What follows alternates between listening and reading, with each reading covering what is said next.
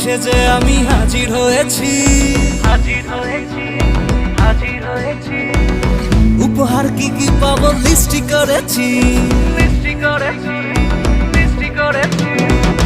জামাই সেজে আমি হাজির হয়েছি, উপহার কি কি পাবো লিস্টি করেছি। জমিয়ে খাবো আমি ইলিশ মাংস কই, খাবো আমি ছেটে পুটে মিষ্টি সাথে দই।